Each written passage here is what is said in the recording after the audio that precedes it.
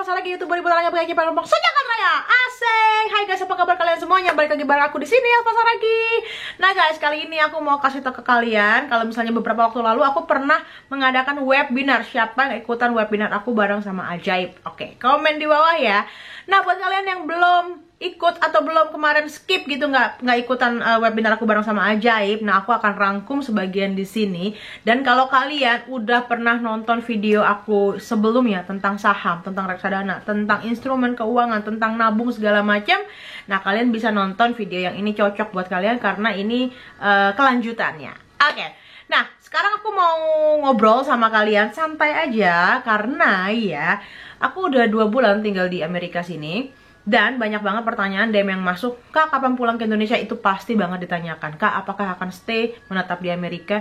Dan bagaimana masalah keuangan? Kok duitnya nggak habis-habis? Kesannya gue tajir banget gitu ya. Oke, jadi disclaimer dulu, gue bukan orang yang sangat kaya raya, yang cuma makan tidur, punya pohon duit. Tidak sama sekali. Aku sama Ruut pernah dalam keadaan yang sangat nggak ada duit gitu ya. Kita pernah makan, gigi gue merah gak sih? Agak lipstick tadi. Kita pernah makan kayak sehari cuma ada 5.000. Terus gue kayak beli, lo tau tukang sayur depan rumah kan yang lewat, gue beli sopan tuh 3.000 atau berapa, terus 2.000 nya gue beliin telur. Kita makan itu doang gitu ya. Terus juga banyak lah, maksudnya gue sama Ruth bukan orang kaya gitu. Jadi jangan kalian expect, wah kayak Alfa sama Ruth tinggal di luar negeri orang kaya. Enggak sama sekali. Tapi kondisi keuangan kita saat ini jelas justru makin baik gitu. That's why gue bisa stay di sini dengan nyaman dalam artian lebih lama, santai. Tapi tetap ada pemasukan yang masuk. Bagaimana caranya? Itu kan yang kalian tanya-tanyakan gitu. Nah, oke. Jadi beberapa tahun yang lalu itu gue nggak pernah ngerti apa itu instrumen keuangan, apa itu saham, dan bagaimana cara nabung. Iya, gue sama Ruth nabung, tapi nabungnya standar cuma di deposito. Depositonya juga deposito yang konservatif banget, yang kita datang ke bank, kita storekan duit minimal 10 juta kalau gue nggak salah. Terus kayak ada bukti kertasnya gitu. Terus setiap gue butuh duit lagi, urgent, gue harus ke bank lagi, ngantri panjang, gue harus cairin segala macam. Dan itu ribet banget, ya nggak sih? Nah, terus beberapa tahun yang lalu, mungkin kayaknya 2-3 tahun lalu, gue tuh sama Ruth tertipu. Entah gue tertipu apa gue ditipu, pokoknya kita kehilangan uang yang dalam jumlah yang sangat besar. Menurut gue sama Ruth pada saat itu sangat besar. Nominalnya 170 juta. Hingga saat ini uangnya nggak balik. Belum balik, ya gue berharap balik, tapi ya sudahlah ya, 170 juta.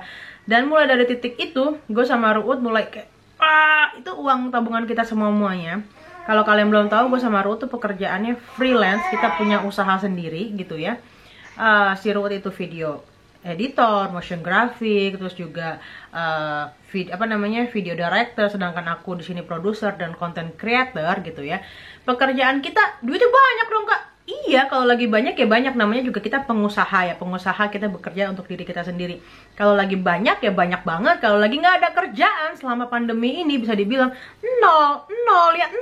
Nah disitulah yang dibutuhkan gue sama Ruth adalah money management. Bagaimana kita bisa memanage keuangan kita dengan baik dan benar, dengan keuangan yang cash flow kita agaknya kurang baik gitu ya. Kadang masuk banyak, kadang sama sekali nggak masuk gitu.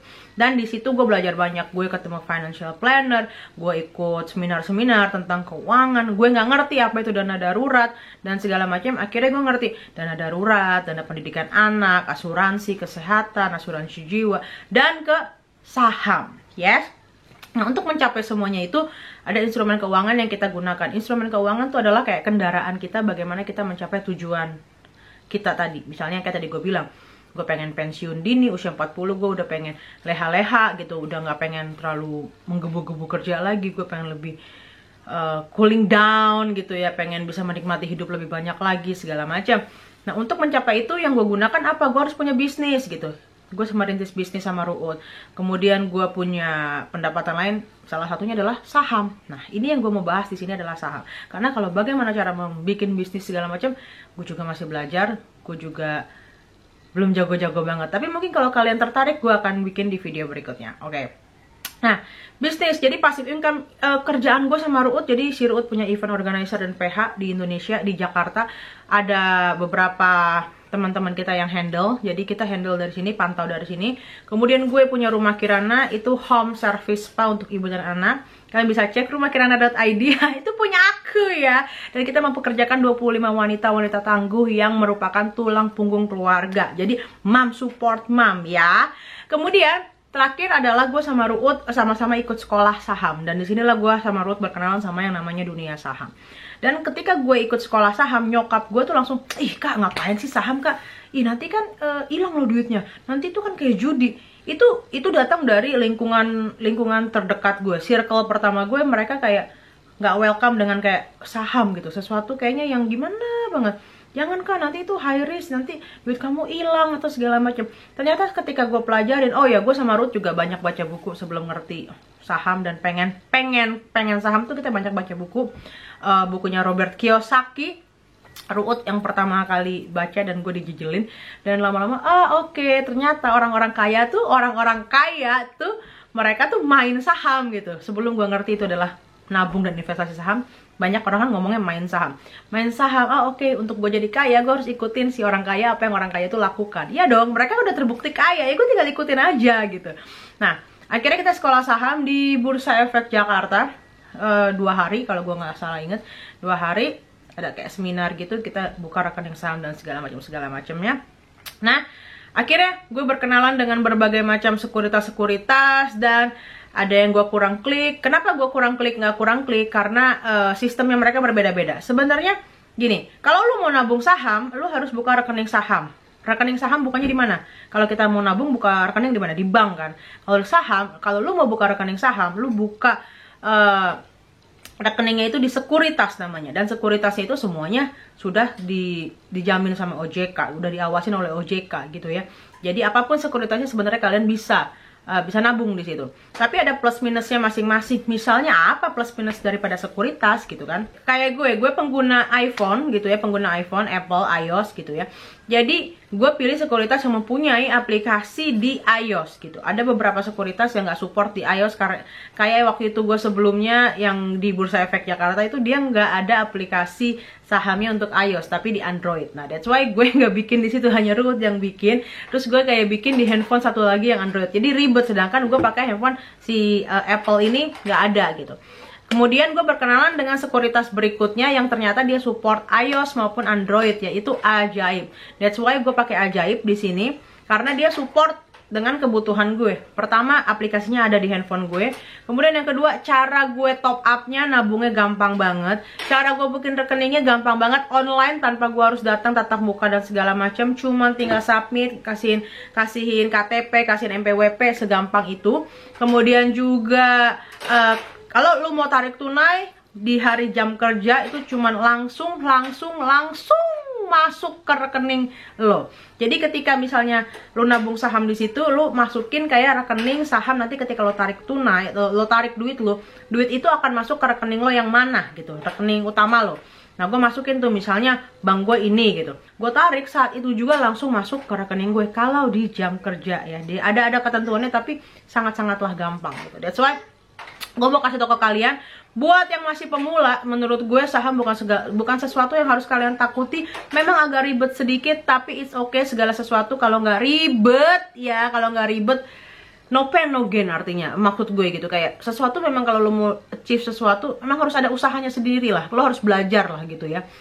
Oke, jadi gue ngomong apa sih Elva dari ngebacot gitu. Intinya, kalau kalian mau tahu step by step gue bagaimana nabung saham, ada tutorialnya di video gue sebelumnya. Nanti gue masukin di description box bagaimana cara bikin rekening saham di Ajaib, oke? Kemudian keuntungannya apa kalau kalian pakai Ajaib? Kalian dapat referral code. Referral code-nya itu kayak gue Sarah 131. Gue dapat kesempatan, jadi setiap orang yang menggunakan referral code gue dapat kesempatan 1 lot secara random acak untuk dapat 1 lot di saham.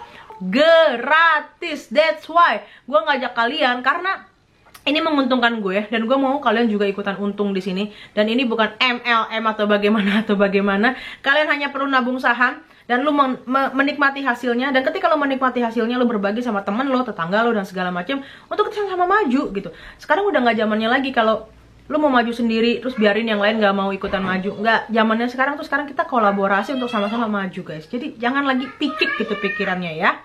Gue kasih lihat ke kalian ya aplikasi ajaib gue. Tang tang tang tang tang. Ajaib gue tuh. Oh, gue masukin pin gue dulu. Kemudian masukin ke, lihat nih. Kalau kalian bisa lihat, nah nih. Lihat di sini ada 300 orang yang belum melakukan top up dana. Nah, koin ajaib ini adalah orang-orang yang sudah top up dana. Jadi gue dapat kesempatan untuk dapat 1 lot point. Kita coba ya. Nih ada 25 koin tersedia. Berarti 25 koin tersedia adalah orang-orang yang udah daftar dan udah nabung, Oke, semoga kalian bisa lihat nih ya. Aku coba 1 ya. Oke, 25 koin nih, tukarkan. Nih, jadi ketika gue pencet, gue akan ada tampilan kayak gini. Ini cap cip cup. Gue akan pilih kartu mana yang kebuka. Nanti yang kebuka itu adalah saham yang akan buat gue. Kalian mau pilih nomor berapa? 1, 2, 3. Cap cip cup.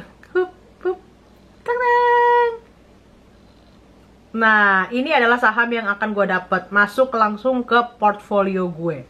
Saham apa nih? 1 lot saham Viva Visi Media Asia Tbk. Segampang itu, gratis guys. Gratis ya. Nah guys, kemudian pertanyaan berikutnya adalah karena banyak ibu-ibu, ya karena followerku subscriber kebanyakan ibu-ibu kan ya. Tapi kalau teman-teman di sini bapak-bapak, anak muda yang datang, selamat datang di channel aku. Gimana sih cara memilih saham yang baik dan benar untuk pemula? Dan karena gue bukan financial expert, jadi gue tidak akan bahas secara dalam karena gue nggak ngerti. Daripada gue menjerumuskan teman-teman semuanya, lebih baik gue bilang gini. Jadi di pasar saham itu sudah dikerucutkan, ada yang namanya LQ45. LQ45 itu adalah 45 saham yang sudah dikerucutkan, yang sangat liquid gitu ya, yang sering diperjualbelikan di pasar saham. Jadi buat teman-teman yang baru pemula, lebih baik menurut aku bisa cari di 45 saham ini. Karena di pasar modal sendiri itu ada, seingat gue ada ratusan, 700 pasar, 700 perusahaan, 700 emiten yang melantai di bursa saham. Jadi dari 700 itu kan pusing banget ya, lo harus pilih mana yang fundamentalnya bagus, mana yang teknikalnya bagus, segala macam, ribet. Jadi sudah dikerucutkan, udah ada 45. Nah, lo pilih aja dari 45 perusahaan-perusahaan ini. Jadi disclaimer lagi, maksud gue, ini adalah salah satu cara untuk meminimalisir resiko. Pasar saham itu bukan tanpa resiko dan bukan juga resikonya tidak bisa diukur. Jadi kalau ada orang bilang, nanti duit lo bisa habis, nanti bisa begini. Semua usaha, semua bisnis, apapun itu ada resikonya. Ada resikonya. Lu mau berenang takut air, lu mau berselancar takut ombak. Ya udah, nggak usah ngapa-ngapain. Namanya kita mau bisnis pasti ada resikonya. Kenapa gue bilang saham bisnis? Karena lo membeli suatu perusahaan. Perusahaan itu, saham lo itu, lot lo itu, walaupun cuma 1 lot, itu adalah perusahaan lu. Karena itu adalah bukti kepemilikan suatu perusahaan. Dan lu punya perusahaan itu. Jadi ketika lo mau beli perusahaan, lo kira-kira perusahaan mana nih? Kan ini lo sebagai owner ya. Kira-kira kalau lo punya perusahaan mana yang bagus. That's why lo cari tahu yang mana yang bagus gitu ya. Nah, di LQ45 itu lo bisa cari mana yang lo suka. Misalnya teman-teman suka dunia pertambangan, dunia konstruksi, dunia perbankan, dunia consumer good. Teman-teman bisa pilih yang mana yang teman-teman suka, model bisnisnya kalian bisa pilih. Itu ragamnya banyak banget, tapi di LQ45 menurut gue itu udah adalah salah satu acuan yang sangat baik gitu untuk teman-teman memilih saham untuk pemula. Tapi kalau teman-teman nanti udah lebih expert lagi, kalian mau pilih saham apapun terserah kalian. Nah, kemudian yang perlu aku kasih tahu ke kalian, di aplikasi ajaib itu ada salah satu fitur. Nih aku buka ya, ada salah satu fitur yang di situ kalian bisa lihat ada indikasinya itu sell atau buy gitu ya. Aku coba buka dan aku kasih tahu ke kalian yang mana yang aku maksud gitu ya. Sebentar, misalnya kita cari saham BBRI, saham sejuta umat. Oke, sebentar saya cari saham BBRI. Kok nggak muncul ya? Nih, oke, saham BBRI. Please wait sebentar. Oke. Wah, gue nggak bisa kasih lihat ke kalian karena gue sedang berada di luar jam kerja bursa. Karena sekarang jam 11.30 siang waktu Amerika, sedangkan di Indonesia sekarang jam 11 malam. kalau gua nggak salah gitu ya. Tapi nanti aku akan kasih lihat di situ ada kayak persentasenya, kayak 83% sell, 83% buy gitu. Jadi ada indikatornya, ini saham pergerakannya lagi bagus atau lagi biasa aja. Jadi kalian bisa menentukan gue beli atau enggak. Jadi semuanya itu sudah jadi indikasi 83%, 90% indikasinya itu berdasarkan apa? Berdasarkan semua laporan-laporan keuangannya emiten tersebut. Emiten tuh perusahaan tersebut gitu ya. Nah, jadi gampang banget, kalian tinggal pilih saham mana yang menurut kalian bagus. Walaupun Ajaib sudah memberikan segala macam kegampangan dan kemudahan, tapi tetap decision makernya adalah kalian. Kalian pilih secara saksama yang mana yang kalian suka, yang mana yang kalian mengerti, lebih mudah dimengerti model bisnisnya segala macam, terserah lagi ke kalian gitu. Nah, kalau kalian mau mencoba, menurut aku layak banget dicoba, wajib banget dicoba. Ibarat kata kalau misalnya mau main di pantai, main dulu di pinggiran. Kalau udah ngerti, udah rasain airnya, oh nggak panas, nggak dingin, kalian bisa berenang di tengah-tengah lautan, ya gak sih? Gitu. So teman-teman, kalau kalian ada pertanyaan terkait daripada Ajaib, kalian tinggal komen di bawah aja atau DM aku di @raitaelva. Nanti aku semoga bisa balas-balasin kalian satu persatu, karena banyak banget yang lumayan DM, dan menurut gue pertanyaannya udah gue jawab semua di video gue. Jadi gue rangkum, kalau kalian mau bikin saham, gimana step by stepnya, lihat video gue sebelumnya. Kemudian yang kedua, bagaimana cara memilih saham, udah gue bahas tadi, ada di LQ45, kalian pilih di LQ45. Kemudian dari Ajaib ini sudah ada fiturnya untuk kalian lihat itu sell atau buy, udah ada indikasinya, indikatornya. Tapi apapun itu kalian tetap adalah decision makernya gitu ya. Kalian amati lagi, kemudian kalian pilih bisnis yang modelnya kalian suka, atau mungkin kalian suka belanja, kalian pilih consumer good. Kalian suka dunia pertambangan, kalian pilih bidang tambang. Kalian suka konstruksi, kalian pilih konstruksi. Kemudian bagaimana cara nabungnya kak untuk bisa konsisten.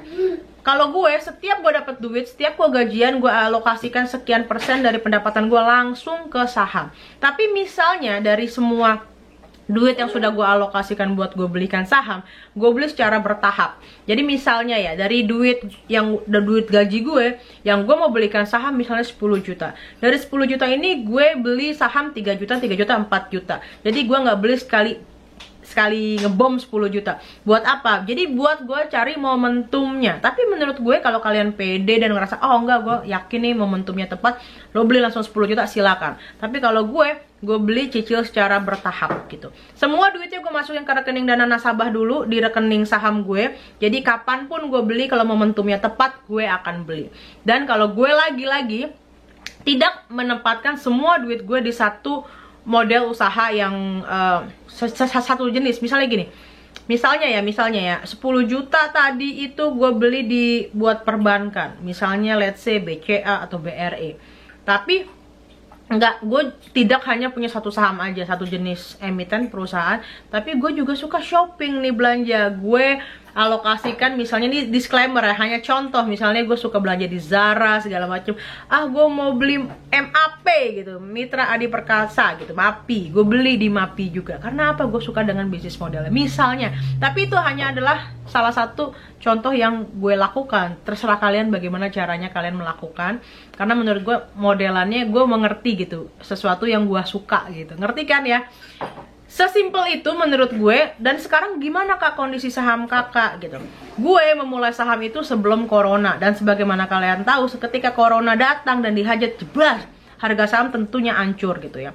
Dan saat ini kondisi saham gue itu sudah membaik, karena sebelumnya ketika coronanya baru datang nih, lagi hot-hotnya, gue tuh minus 60%. Mau gila nggak lo, minus 60%. Dan semua orang di sekeliling gue bilang, tuh kan gue udah bilang kalau saham tuh begini-begini.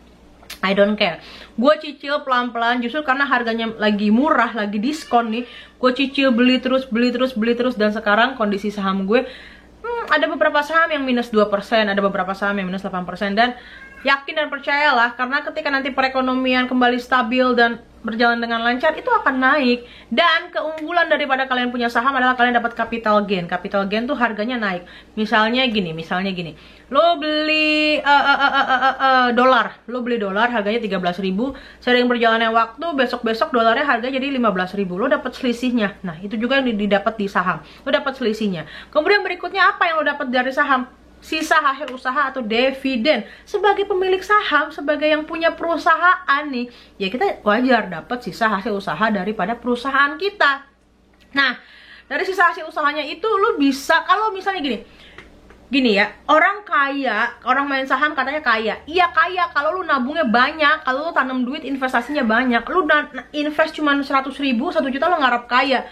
Ya nggak bisa dong guys. Usaha apapun nih, kalau misalnya lu tanam saham 100 ribu, 1 juta gitu ya, lu nggak bisa kaya. Lu mau apain tuh duit gitu, lu mau pakai apa? 100 ribu deh gue kasih lu habis beli pulsa, ya nggak? Nah, begitu dengan saham, makanya gue bilang cicil guys, cicil. Gue juga nggak punya duit sebanyak itu langsung beli banyak, tapi gue banyak punya teman yang mereka hidup cuman dari dividen. Karena apa? Dari dividen mereka setahun mereka bisa dapat 100 juta sekian. 100 juta sekian itu cuman dari sisa hasil usaha. Iya tentu mereka invest di saham itu sekian miliar. Kalau nggak salah 1-2 miliar mereka dapat dividen kurang lebih 100 juta itu. Lo bayangkan. Jadi lu nggak usah, kalau gue dulu ya, gue pengen cita-cita nanti kalau gue pensiun gue punya kontrakan. Hello, sekarang bikin kontrakan, lu beli tanahnya berapa duit, bangunnya berapa duit, nanti maintenance-nya bagaimana. Jadi menurut gue sekarang investasi gue ketika nanti gue pensiun adalah ya saham gue, dividen gue nggak harus nambel atap kalau bocor kontrakan gue nggak perlu nagih-nagih uang kontrakan kalau orang-orang nggak pada bayar, ya nggak sih? Ya gitulah, gue jadi curhat kan. Jadi menurut gue segampang itu dan seenak itu gitu loh. Misalnya lu mengenal dunia saham, ketika lu udah mengenal, lu bakal jatuh cinta. Dan ketika lu jatuh cinta sama dunia saham, lu bakal kayak setiap lu punya duit lu rasanya nggak mau belanja. Lu percaya sama gue, lu rasanya pengen beli saham. Karena itu yang gue lakukan. Oke guys, kalau kalian suka dengan video ini jangan lupa klik like, komen di bawah, subscribe, and share ke semua sosial media kalian. Sampai ketemu di video Fasa lagi berikutnya. Dadah.